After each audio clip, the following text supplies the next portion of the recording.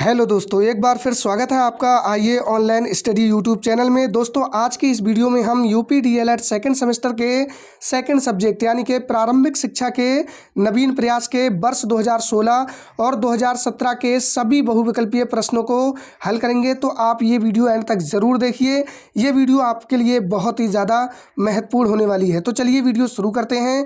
दोस्तों, आप यहाँ पर 2016 के बहुविकल्पीय प्रश्न देख सकते हैं, जिसमें पहला प्रश्न पूछा गया है, राष्ट्रीय पाठ्यचर्या के रूपरेखा के अनुसार मार्गदर्शक सिद्धांत निहित हैं। राष्ट्रीय पाठ्यचर्या की रूपरेखा यानी कि एनसीएफ के अनुसार मार्गदर्शक सिद्धांत में निहित है। ऑप्शन ए है पाठ्यचर्या का संवर्धन पाठ्यपुस्तक पर केंद्रित करना। ऑप्शन बी है पाठ्यक्रम के कुछ उपविषय को रटंत प्रणाली से मुक्त करना। या फिर ऑप्शन सी है विद्यालय में प्राप्त ज्ञान को बाहरी दुनिया से जोड़ना। ऑप्शन डी है कक्षा की गतिविधियों को परीक्षा में कम महत्व देना। तो दोस्तों, इस प्रश्न का जो सही आंसर होगा वो ऑप्शन सी हो जाएगा, विद्यालय में प्राप्त ज्ञान को बाहरी दुनिया से जोड़ना।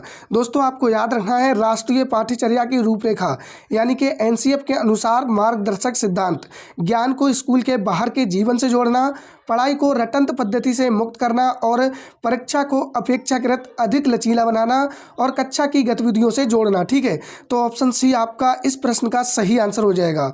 बात करें दोस्तों अगले प्रश्न की, प्रश्न नंबर 2 में पूछा गया है, गोखले विधेयक प्रस्तुत किया गया था। तो इस प्रश्न का जो सही आंसर होगा वो ऑप्शन सी हो जाएगा, 16 मार्च 1911 को।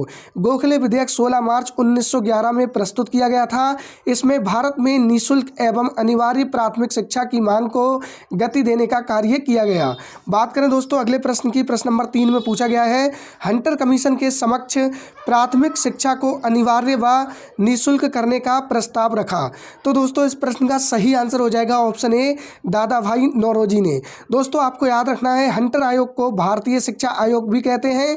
इसका गठन 1882 ईस्वी में हुआ। ठीक है, बात करें दोस्तों अगले प्रश्न की, प्रश्न नंबर 4 में पूछा गया है, प्राच्य पाश्चात विवाद का जन्म हुआ हंटर आयोग से 1813 के आज्ञा पत्र से, मैकाले के विवरण पत्र से या फिर वुड के आदेश पत्र से। तो दोस्तों, इस प्रश्न का सही आंसर हो जाएगा ऑप्शन बी, 1813 के आज्ञा पत्र से। प्राच्य पाश्चात विवाद का जन्म ईस्ट इंडिया कंपनी के 1813 के आज्ञा पत्र से हुआ था। प्रश्न नंबर 5 में पूछा गया है, पटेल एक्ट संबंधित है निःशुल्क एवं अनिवार्य शिक्षा के विरोध से, अनिवार्य प्राथमिक शिक्षा पर बने कानून से, प्राथमिक शिक्षा में गुणात्मक व परिमाणात्मक वृद्धि से या फिर ऑप्शन डी पूर्व प्राथमिक शिक्षा से।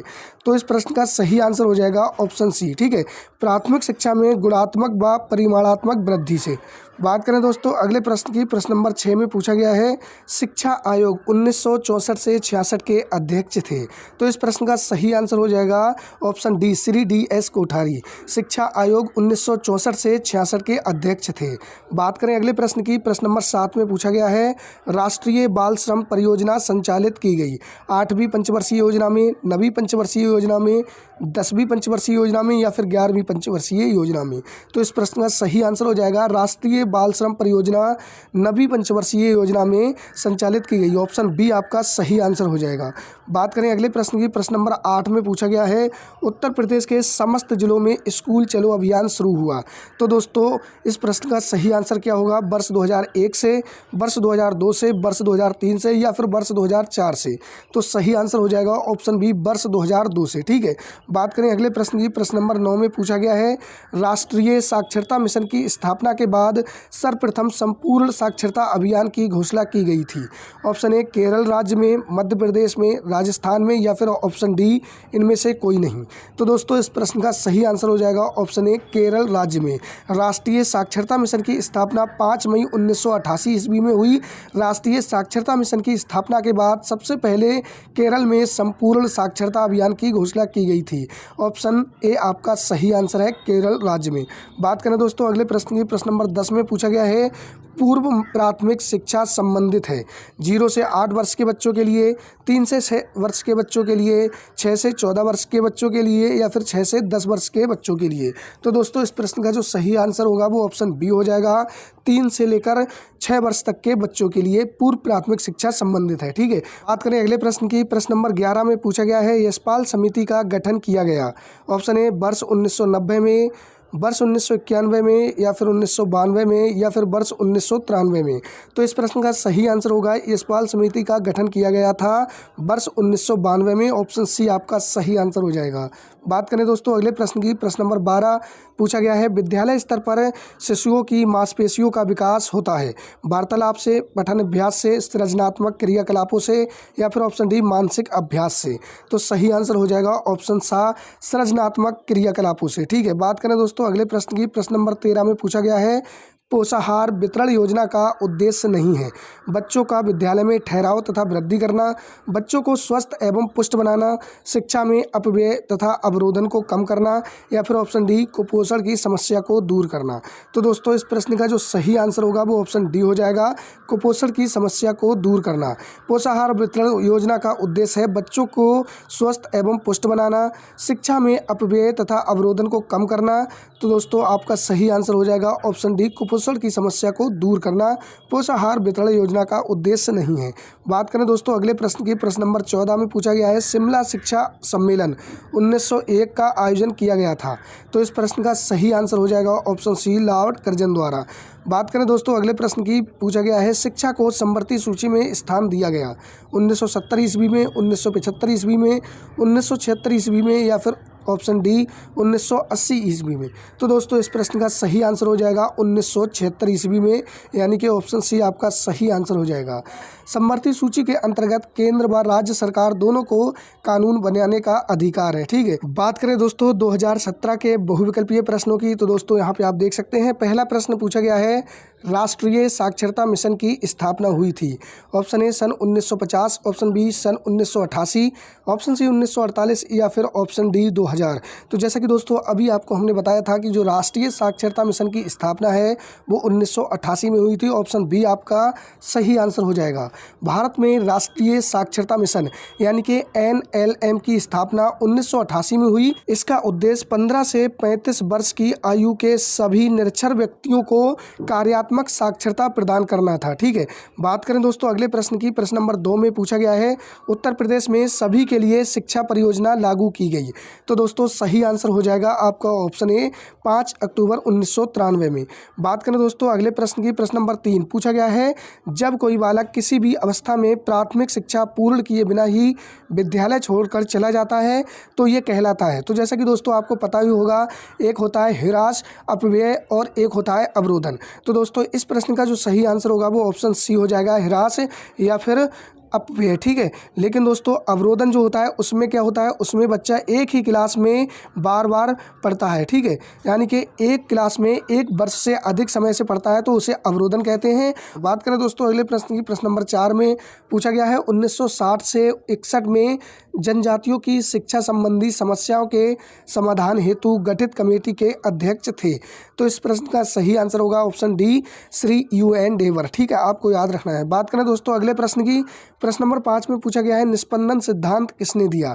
तो दोस्तों ये प्रश्न तो आपको रट चुका होगा क्योंकि दोस्तों ये प्रश्न बहुत ज़्यादा बार पूछा गया है। तो इसका सही आंसर हो जाएगा ऑप्शन बी, मैकाले ने। जैसे कि दोस्तों आपको पता है निस्पंदन सिद्धांत यानी कि छनाई का सिद्धांत, इस सिद्धांत का मानना था कि शिक्षा उच्च वर्गों से धीरे धीरे छन छन कर निम्न वर्गों तक पहुंचेगी। ठीक है, बात करें दोस्तों अगले प्रश्न की, प्रश्न नंबर 6 में पूछा गया है, मैकाले ने अपना प्रतिवेदन प्रस्तुत किया। तो दोस्तों इस प्रश्न का सही आंसर हो जाएगा ऑप्शन ए, सन 1835 में। ठीक है, आपको याद रखना है। बात करें दोस्तों अगले प्रश्न की, प्रश्न नंबर 7 में पूछा गया है, वैदिक शिक्षा का प्रमुख संस्कार था। ऑप्शन ए उपनयन संस्कार, ऑप्शन बी उपसंपदा संस्कार, ऑप्शन सी प्रवज्जा संस्कार या फिर ऑप्शन डी बिस्मिल्लाह संस्कार। तो दोस्तों इस प्रश्न का जो सही आंसर होगा वो हो जाएगा आपका ऑप्शन ए, उपनयन संस्कार वैदिक शिक्षा का प्रमुख संस्कार था। ठीक है दोस्तों अगले प्रश्न की, प्रश्न नंबर 8 में पूछा गया है, प्रारंभिक शिक्षा प्रारंभ होती है शैशवावस्था से, बाल्यावस्था से, किशोरावस्था से या फिर युवावस्था से। तो आपको पता होगा इसका सही आंसर हो जाएगा ऑप्शन बी, बाल्यावस्था से। ठीक है, प्राथमिक शिक्षा या प्रारंभिक शिक्षा सभी प्रगतिशील देशों में 6 से 14 वर्ष की आयु के बच्चों के लिए माना गया है? तो ऑप्शन बी आपका सही आंसर हो जाएगा बाल्यावस्था से। बात करें दोस्तों अगले प्रश्न की, प्रश्न नंबर 9, शिक्षा स्वस्थ शरीर में स्वस्थ मस्तिष्क का निर्माण करती है, ये कथन है। तो दोस्तों इस प्रश्न का आंसर आपको पता ही होगा, ऑप्शन डी हो जाएगा अरस्तू का। ठीक है, बात करें दोस्तों अगले प्रश्न की, प्रश्न नंबर 10 में पूछा गया है शिक्षा का प्रमुख उद्देश्य है शारीरिक विकास, सर्वांगीण विकास, मानसिक विकास या फिर ऑप्शन डी सामवेगिक विकास। तो इसका सही आंसर हो जाएगा ऑप्शन बी सर्वांगीण विकास। ठीक है, बार बार ये प्रश्न पूछा गया है, शिक्षा का प्रमुख उद्देश्य है सर्वांगीण विकास। बात करें दोस्तों अगले प्रश्न की, प्रश्न नंबर 11 में पूछा गया है बालक का मस्तिष्क कोरी स्लेट की तरह होता है, यह कथन है। तो दोस्तों इस प्रश्न का सही आंसर हो जाएगा जॉन लॉक का। दोस्तों इसमें जो भी ऑप्शन दिए गए हैं इनमें से कोई नहीं है, आपका जो सही आंसर है वो ये हो जाएगा जॉन लॉक का। ठीक है, बात करें दोस्तों अगले प्रश्न की, प्रश्न नंबर 12 में पूछा गया है मदरसों में शिक्षा का माध्यम था अरबी, उर्दू, फारसी या फिर संस्कृत।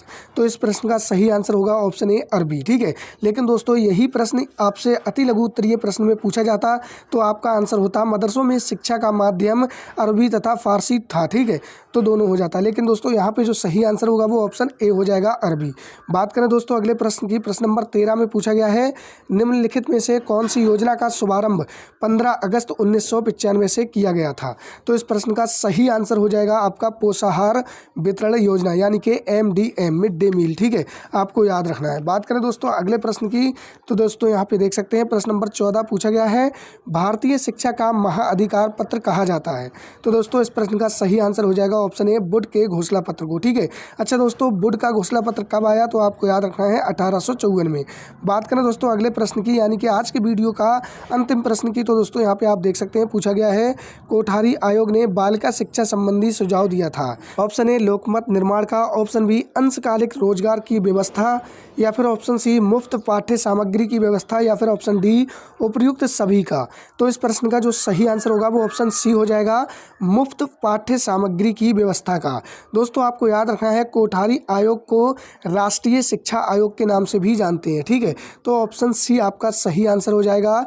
कोठारी आयोग 1964 से 66 ने महिलाओं की शिक्षा संबंधी मुफ्त पाठ्य सामग्री की व्यवस्था का सुझाव दिया था। तो ऑप्शन सी आपका सही आंसर हो जाएगा। दोस्तों यदि आपको वीडियो अच्छी लगी हो तो वीडियो को लाइक कर दीजिए और दोस्तों इस वीडियो को अपने अदर फ्रेंड्स के साथ शेयर कर दीजिए और दोस्तों DLED से संबंधित सभी लेटेस्ट अपडेट और क्लासेस देखने के लिए चैनल को सब्सक्राइब कर लीजिए।